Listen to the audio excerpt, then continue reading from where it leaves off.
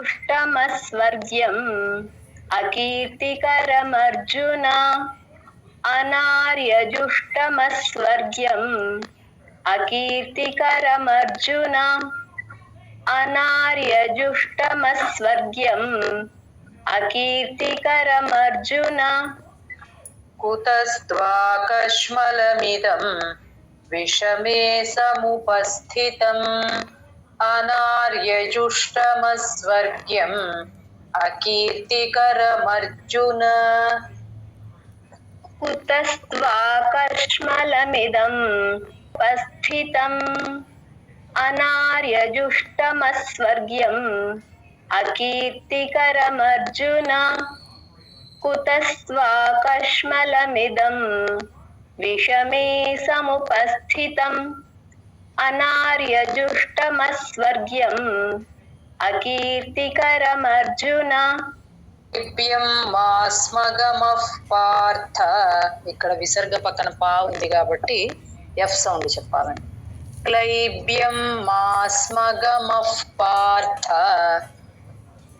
क्लैब्यं मास्मगमः पार्थ क्लैब्यं मास्मगमः पार्थ क्लैब्यं मास्मगमः पार्थ నైతత్వయ్యుపపద్యతే.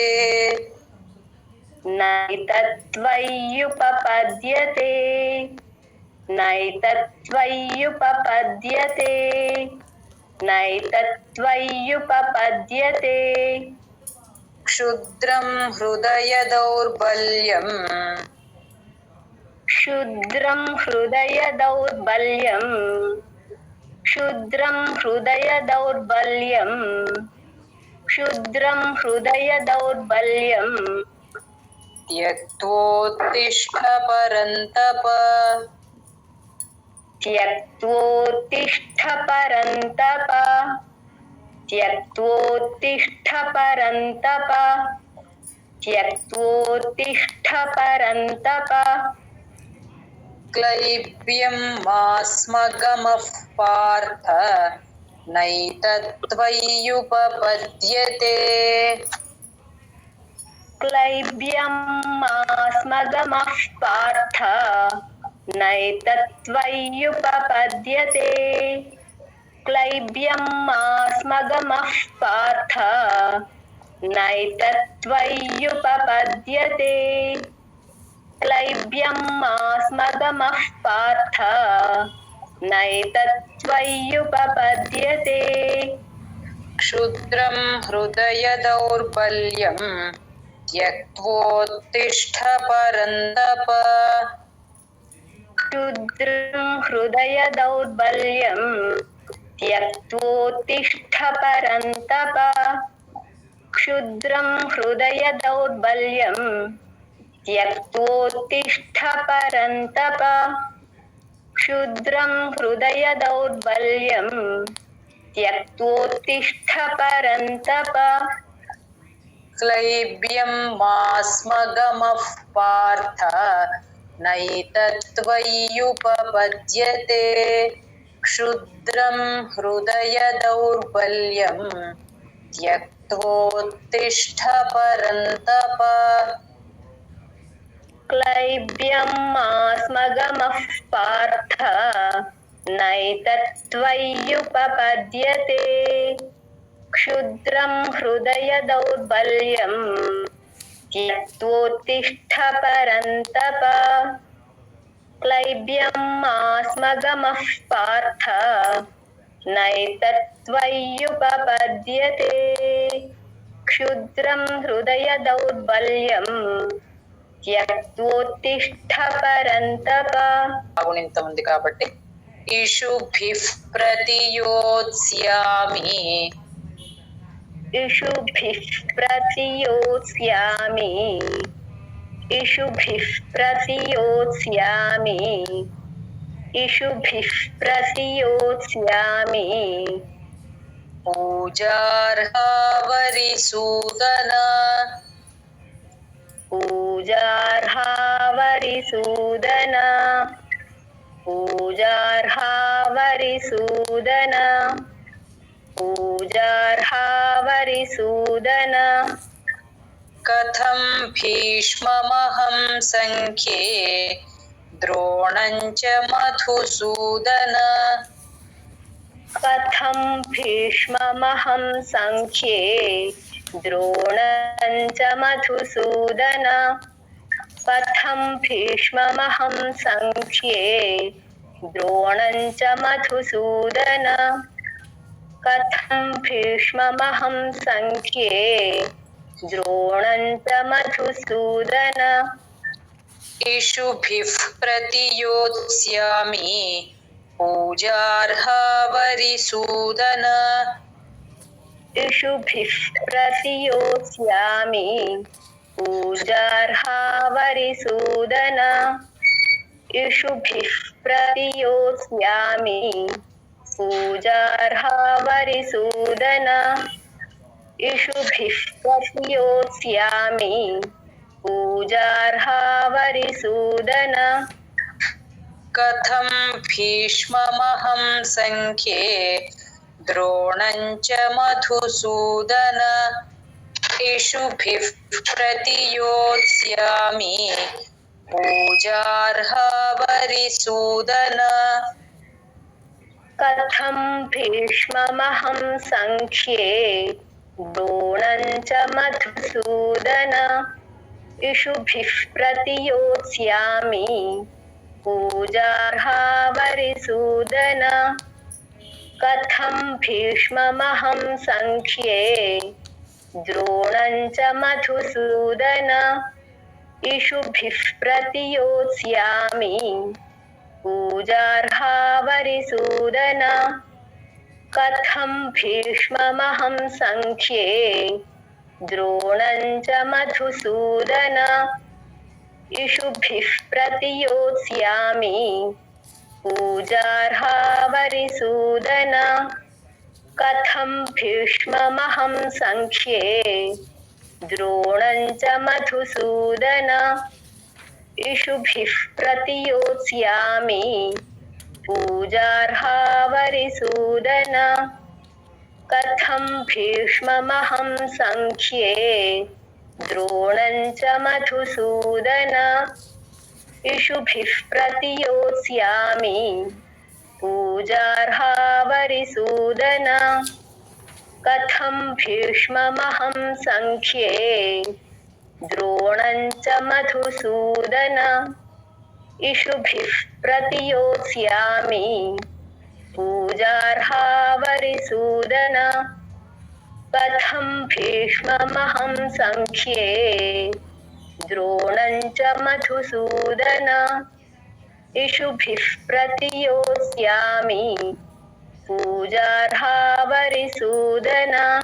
जय गुरुदत्त मैडम गुरून् हत्वा हि महानुभावान् गुरून् हत्वा हि महानुभावान् गुरून् हत्वा हि महानुभावान् गुरून् हत्वा हि महानुभावान् श्रेयो भोक्तुं भैक्ष्यमपीह लोके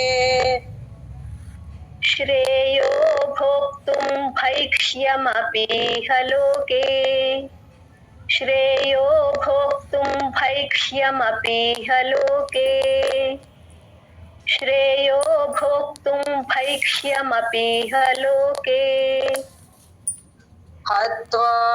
हत्वार्थकामांस्तु गुरूनिहैव हत्वार्थकामांस्तु गुरूनिहैव हत्वार्थकामांस्तु गुरूनिहैव हत्वार्थकामांस्तु गुरूनिहैव भुञ्जीय भोगान् रुधिरप्रदिग्धान् भुञ्जीय भोगान् रुधिरप्रदिग्धान् भुञ्जीय भोगान् रुधिरप्रदिग्धान् भुञ्जीय भोगान् रुधिरप्रदिग्धान् गुरून् हत्वा हि महानुभावान् श्रेयो भोक्तुं भैक्ष्यमपीह लोके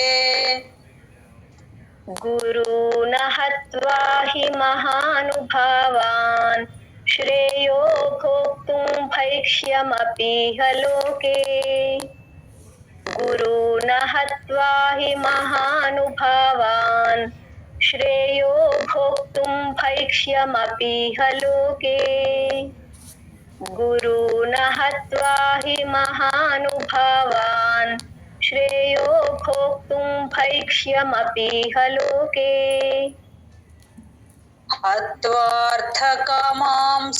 गुरूनिहैव भुञ्जीय भोगान् रुधिरप्रदिग्धान्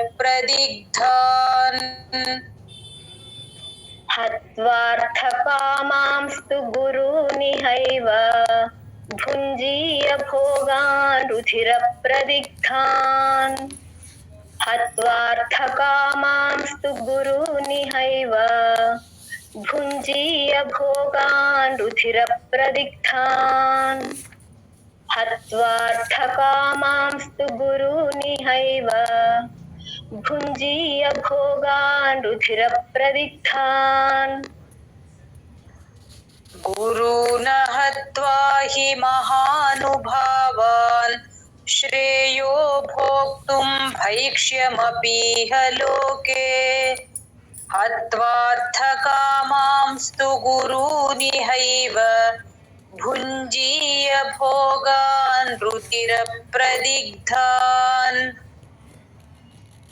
गुरून् हत्वा हि महानुभावान् श्रेयो भोक्तुं भैक्ष्यमपीह लोके हत्वार्थकामांस्तु गुरूनिहैव भुञ्जीय भोगान् रुधिरप्रदिग्धान् गुरून् हत्वा हि महानुभावान् श्रेयो भोक्तुं भैक्ष्यमपीह लोके हत्वार्थकामांस्तु गुरूनिहैव भुञ्जीय भोगान् रुधिरप्रदिग्धान् गुरून् हत्वा हि महानुभावान् श्रेयो भोक्तुं भैक्ष्यमपीह लोके हत्वार्थकामांस्तु गुरूनिहैव भुञ्जीय भोगान् रुधिरप्रदिग्धान्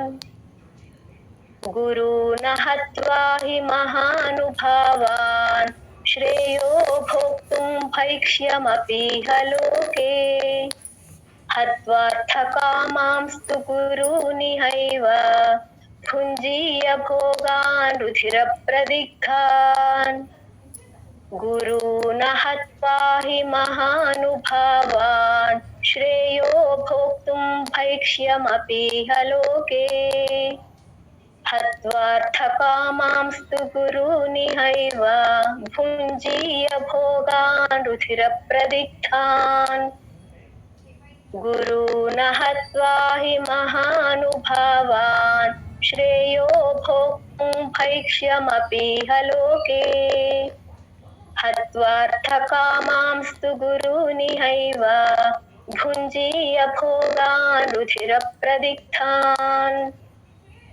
गुरून् हत्वा हि महानुभावान् श्रेयो भोक्तुं भैक्ष्यमपीह लोके हत्वार्थकामांस्तु गुरूनिहैव भुञ्जीय भोगान् रुधिरप्रदिग्धान् जय गुरुदत्ता मैडम। न चैतद्विद्मः कतरन्नो गरीयः न चैतद्विद्मः कतरन्नो गरीयः न चैतद्विद्मः कतरन्नो गरीयः न चैतद्विद्मः कतरन्नो गरीयः यद्वा जयेम यदि वा नो जयेयुः यद्वा जयेम यदि वा नो जयेयुः यद्वा जयेम यदिवानो जयेयुः यद्वा जयेम यदिवानो जयेयुः यानेव हत्वा न जिजीविषामः यानेव हत्वा न जिजीविषामः यानेव हत्वा न जिजीविषामः यानेव हत्वा न जिजीविषामः तेव स्थिताः मुखे धार्तराष्ट्राः तेव स्थिताः प्रमुखे धार्तराष्ट्राः तेव स्थिताः प्रमुखे धार्तराष्ट्राः ఎఫ్ సౌండ్ వినిపించట్లేదండి. तेव स्थिताः प्रमुखे धार्तराष्ट्राः तेव स्थिताः प्रमुखे धार्तराष्ट्राः न चैतद्विद्मः कतर्नो गरीयः यद्वा जयेम यदि वा नो जयेयुः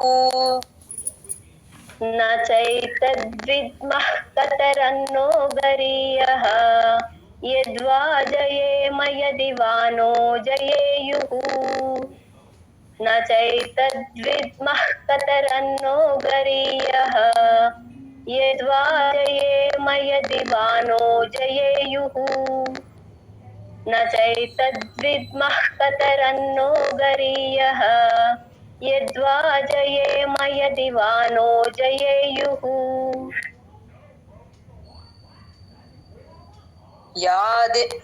यानेव हत्वा न जिजीविषामः तेव स्थिताः प्रमुखे धार्तराष्ट्राः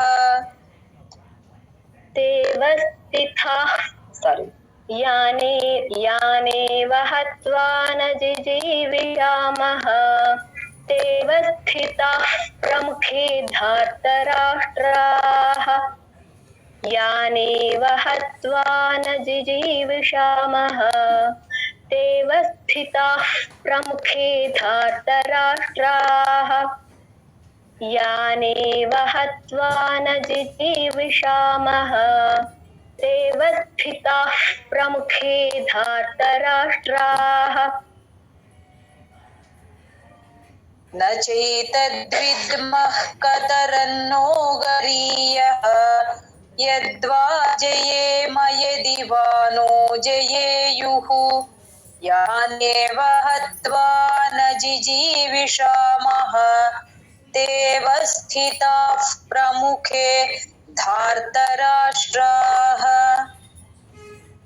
न चैतद्विद्मः कतरन्नो गरीयः यद्वा जयेम यदि वा नो जयेयुः यानेव हत्वा न जिजीविषामः तेव स्थिताः प्रमुखे धार्तराष्ट्राः न चैतद्विद्मः कतरन्नो गरीयः यद्वा जयेम यदि वा नो जयेयुः यानेव हत्वा न जिजीविषामः तेव स्थिताः प्रमुखे धार्तराष्ट्राः न चैतद्विद्मः कतरन्नो गरीयः यद्वा जयेम यदि वा नो जयेयुः यानेव हत्वा न जिजीविषामः तेव स्थिताः प्रमुखे धार्तराष्ट्राः न चैतद्विद्मः कतरन्नो गरीयः यद्वा जयेम यदि वा नो जयेयुः यानेव हत्वा न जिजीविषामः तेव स्थिताः प्रमुखे धार्तराष्ट्राः न चैतद्विद्मः कतरन्नो गरीयः यद्वा जयेम यदि वा नो जयेयुः यानेव हत्वा न जिजीविषामः तेव स्थिताः प्रमुखे धार्तराष्ट्राः न चैतद्विद्मः कतरन्नो गरीयः यद्वा जयेम यदि वा नो जयेयुः यानेव हत्वा जिजीविषामः तेव स्थिताः प्रमुखे धार्तराष्ट्राः न चैतद्विद्मः कतरन्नो गरीयः यद्वा जयेम यदि वा नो जयेयुः यानेव हत्वा न जिजीविषामः तेव स्थिताः प्रमुखे धार्तराष्ट्राः। जय गुरुदत्त।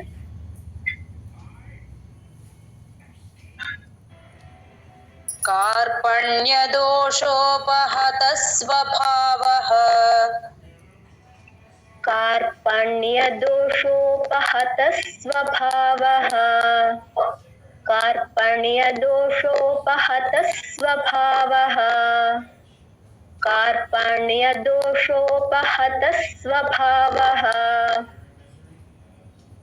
पृच्छामि त्वां धर्मसम्मूढचेताः पृच्छामि त्वां धर्मसम्मूढचेताः पृच्छामि त्वां धर्मसम्मूढचेताः पृच्छामि त्वां धर्मसम्मूढचेताः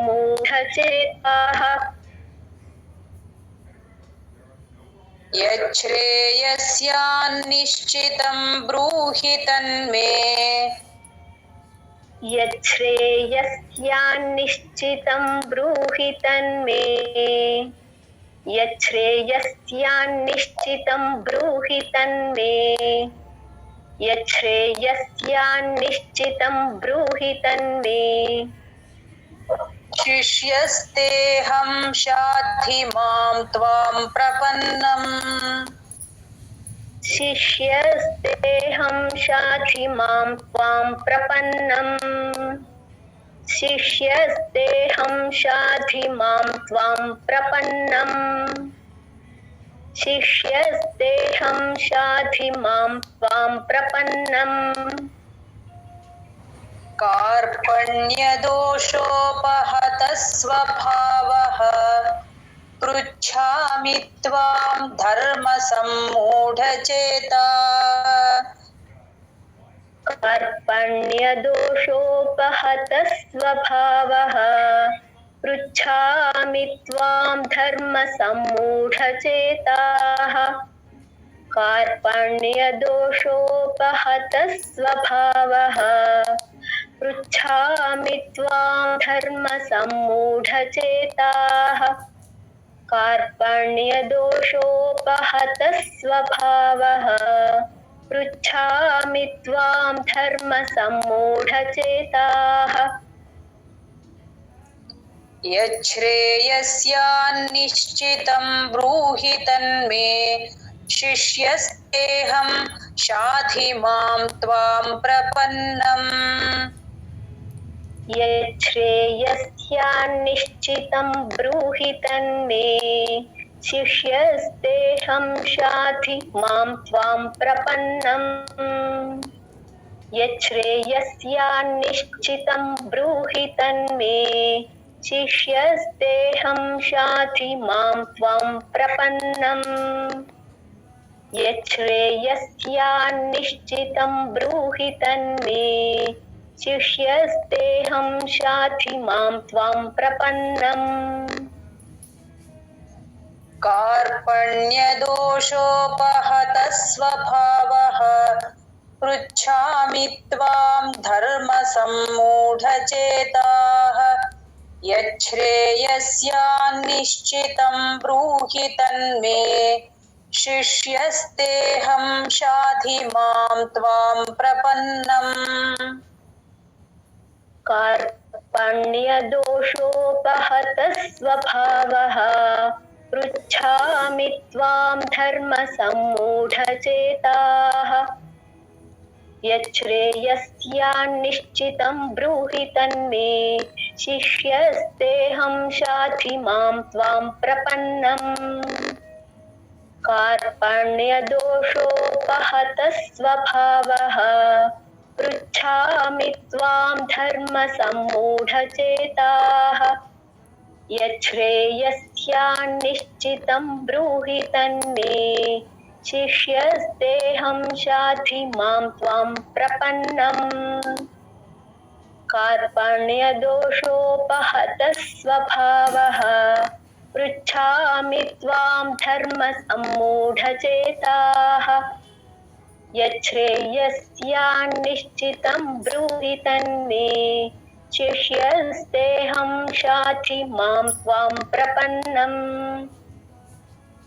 कार्पण्यदोषोपहतः स्वभावः पृच्छामि त्वां धर्मसम्मूढचेताः यच्छ्रेयस्यान्निश्चितं ब्रूहि तन्मे शिष्यस्तेऽहं शाधि मां त्वां प्रपन्नम्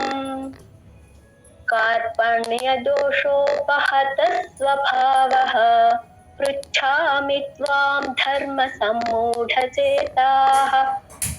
यच्छ्रेयस्यान्निश्चितं ब्रूहि तन्मे शिष्यस्तेऽहं शाधि मां त्वां प्रपन्नम् कार्पण्यदोषोपहतः स्वभावः पृच्छामि त्वां धर्मसम्मूढचेताः यच्छ्रेयस्यान्निश्चितं ब्रूहि तन्मे शिष्यस्तेऽहं शाधि मां त्वां प्रपन्नम् कार्पण्यदोषोपहतः स्वभावः पृच्छामि त्वां धर्मसम्मूढचेताः यच्छ्रेयस्यान्निश्चितं ब्रूहि तन्मे शिष्यस्तेऽहं शाधि मां त्वां प्रपन्नम् जय गुरुदत्त నహి ప్రపశ్యామి ఆ పా కింద అడుగున రకారం ఉంది కాబట్టి దాన్ని కొంచెం నొక్కి చెప్పాలండి. అంటే నహి ప్రపశ్యామి అనకూడదు. అలా ఆ రకమైన ఇది ఎక్కడ ఉన్నా సరే ఏ అక్షరం కింద ఉన్నా కూడా దాన్ని కొంచెం నొక్కే చెప్పాలి. నహి ప్రపశ్యామి మమాపనుద్యాత్ నహి ప్రపశ్యామి మమాపనుద్యాత్ నహి ప్రపశ్యామి మమాపనుద్యాత్ నహి ప్రపశ్యామి మమాపనుద్యాత్ యచ్చోకముచ్ఛోషణమింద్రియాణాం యచ్చోకముచ్ఛోషణమింద్రియాణాం యచ్చోకముచ్ఛోషణమింద్రియాణాం యచ్చోకముచ్ఛోషణమింద్రియాణాం అవాప్య భూమావసపత్నమృద్ధం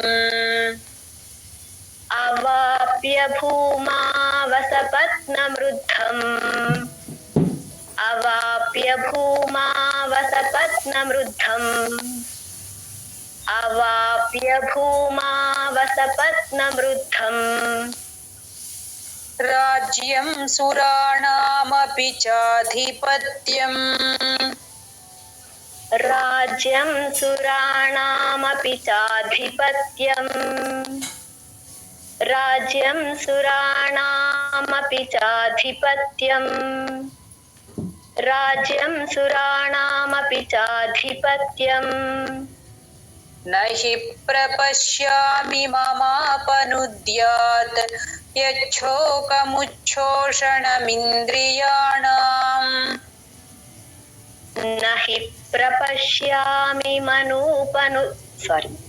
నహి ప్రపశ్యామి మమాపనుద్యాత్ యచ్చోకముచ్ఛోషణమింద్రియాణాం నహి ప్రపశ్యామి మమాపనుద్యాత్ యచ్చోకముచ్ఛోషణమింద్రియాణాం నహి ప్రపశ్యామి మమాపనుద్యాత్ యచ్చోకముచ్ఛోషణమింద్రియాణాం अवाप्य भूमावसपत्नमृद्धं राज्यं सुराणामपि चाधिपत्यम् अवाप्य भूमावसपत्नमृद्धं राज्यं सुराणामपि चाधिपत्यम् अवाप्य भूमावसपत्नमृद्धं राज्यं सुराणामपि चाधिपत्यम् अवाप्य भूमावसपत्नमृद्धं राज्यं सुराणामपि चाधिपत्यम् न हि प्रपश्यामि ममापनुद्यात् यच्छोकमुच्छोषणमिन्द्रियाणाम् अवाप्य भूमावसपत्नमृद्धं राज्यं सुराणामपि चाधिपत्यम्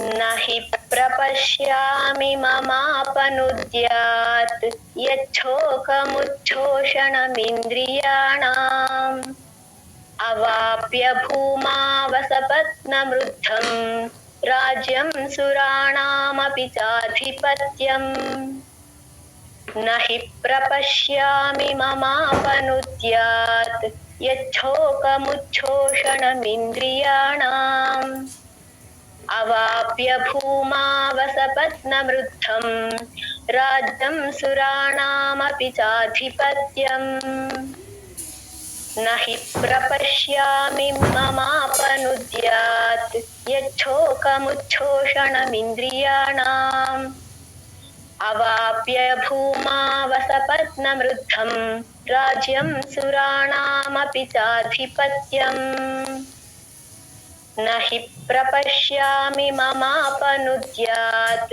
यच्छोकमुच्छोषणमिन्द्रियाणाम् अवाप्य भूमावसपत्नमृद्धं राज्यं सुराणामपि चाधिपत्यम् न हि प्रपश्यामि ममापनुद्यात् यच्छोकमुच्छोषणमिन्द्रियाणाम् अवाप्य भूमावसपत्नमृद्धं राज्यं सुराणामपि चाधिपत्यम् न हि प्रपश्यामि ममापनुद्यात् यच्छोकमुच्छोषणमिन्द्रियाणाम् अवाप्य भूमावसपत्नमृद्धं राज्यं सुराणामपि चाधिपत्यम् न हि प्रपश्यामि ममापनुद्यात् यच्छोकमुच्छोषणमिन्द्रियाणाम् अवाप्य भूमावसपत्नमृद्धं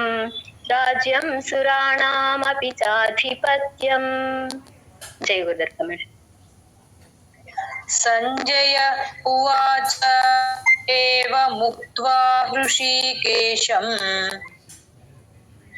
संजय उवाच एवमुक्त्वा हृषीकेशम् एवमुक्त्वा हृषीकेशम् एवमुक्त्वा हृषीकेशम् गुडाकेशः परन्तपः गुडाकेशः परन्तपः गुडाकेशः परन्तपः गुडाकेशः परन्तपः न योत्स्य इति గోవిందం ఇక్కడ ఈ అచ్చు కాబట్టి చిన్న పాజ్ ఇచ్చి చెప్పాలండి, కలిపేసేయకూడదు. न योत्स्य इति అనకూడదు. न योत्स्य इति గోవిందం न योत्स्य इति गोविन्दम् न योत्स्य इति गोविन्दम् न योत्स्य इति गोविन्दम् उक्त्वा तूष्णीं बभूवः उक्त्वा तूष्णीं बभूवः उक्त्वा तूष्णीं बभूवः उक्त्वा तूष्णीं बभूवः एवमुक्त्वा हृषीकेशं गुडाकेशः परन्तपः मुक्त्वा हृषीकेशं गुडाकेशः परन्तपः एवमुक्त्वा हृषीकेशं गुडाकेशः परन्तपः एवमुक्त्वा हृषीकेशं गुडाकेशः परन्तपः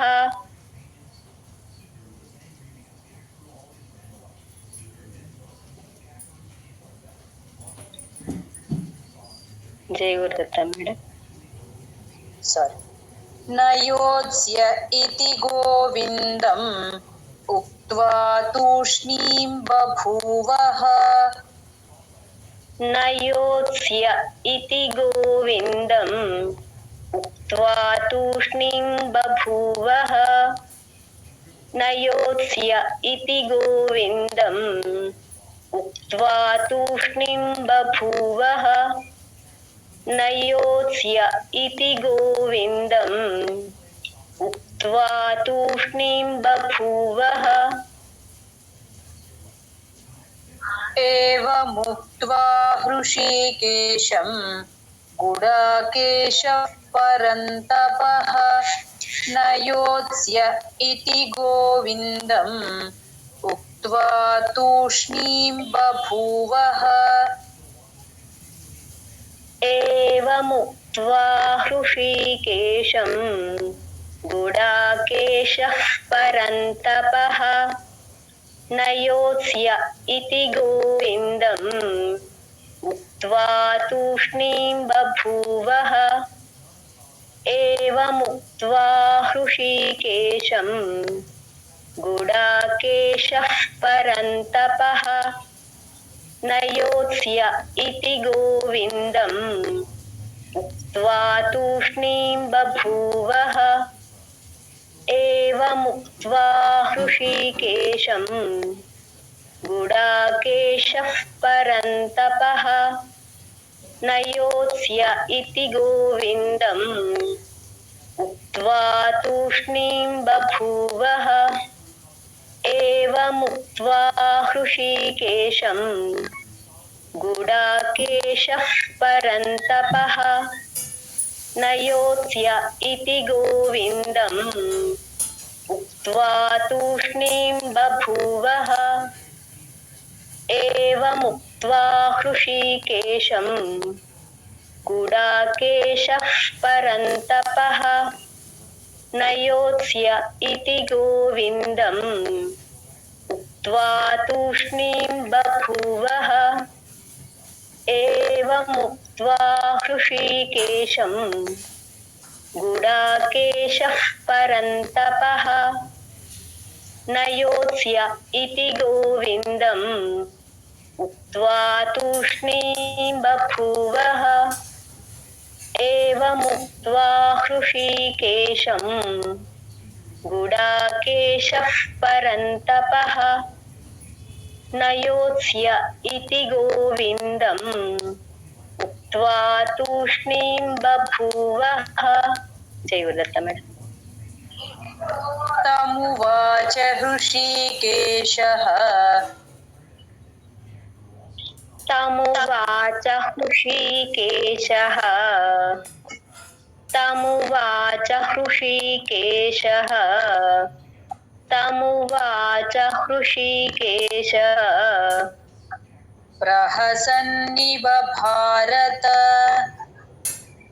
प्रहसन्निव भारत प्रहसन्निव भारत प्रहसन्निव भारत सेनयोरुभयोर्मध्ये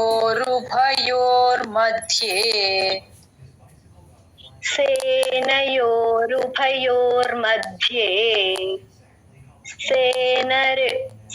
सेनयोरुभयोर्मध्ये सेनयोरुभयोर्मध्ये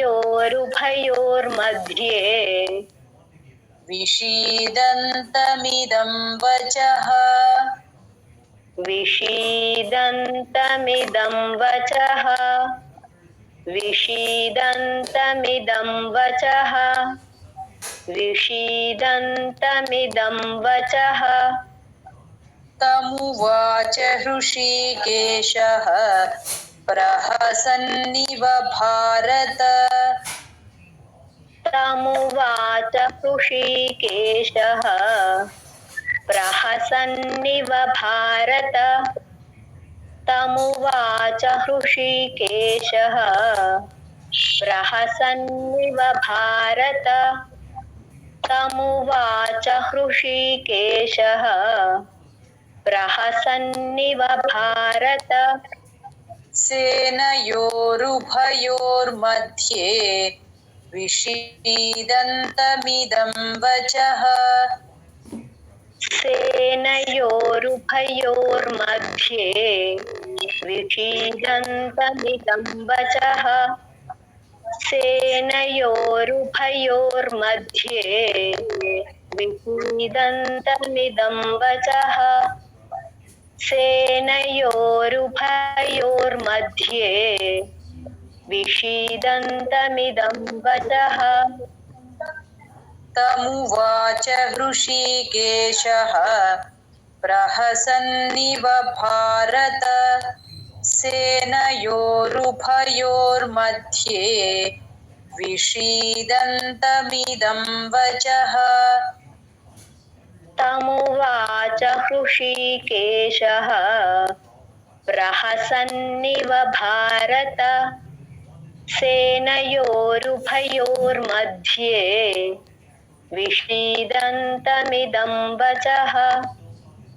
तमुवाच हृषीकेशः प्रहसन्निव भारत।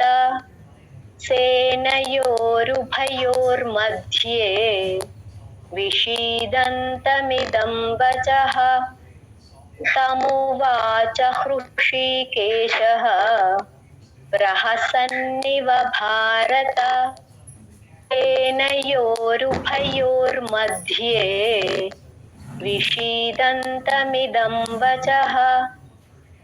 तमुवाच हृषीकेशः प्रहसन्निव भारत।